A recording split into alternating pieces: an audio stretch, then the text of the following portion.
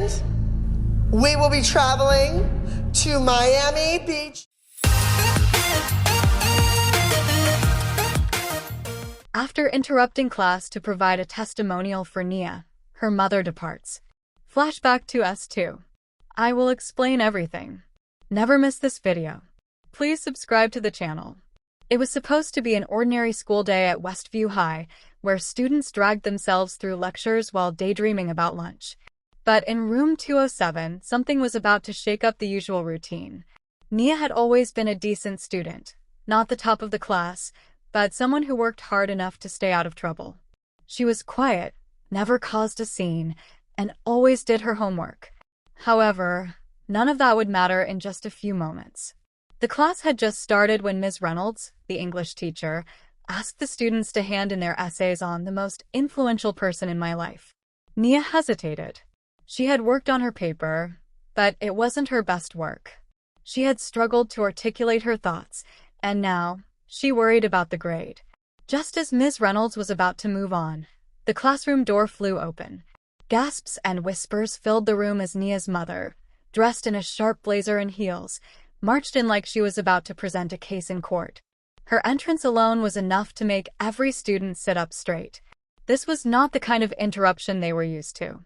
Nia deserves an A on that essay, her mother declared, eyes locked on Ms. Reynolds. A collective silence fell over the class. Nia's face turned bright red as she sank lower into her seat. Ms. Reynolds, always composed, blinked before answering. "Excuse me." Nia's mother lifted her chin. "I know my daughter. I know how hard she worked on this. She deserves an A." The room buzzed with barely contained excitement. Was this really happening? Teachers barely tolerated late homework, let alone a full-on parental defense mid-class. Nia, still frozen in embarrassment, managed to whisper, "Mum, please." Ms. Reynolds remained calm, though her posture stiffened.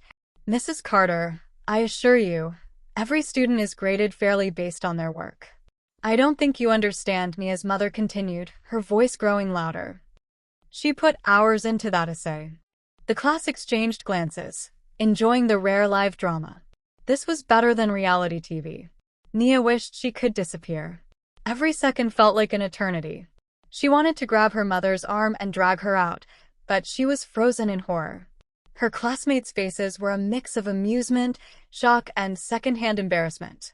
A few were already typing furiously under their desks, no doubt spreading the news through group chats.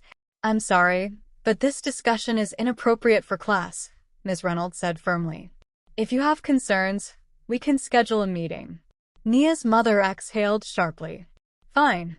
But mark my words, this isn't over."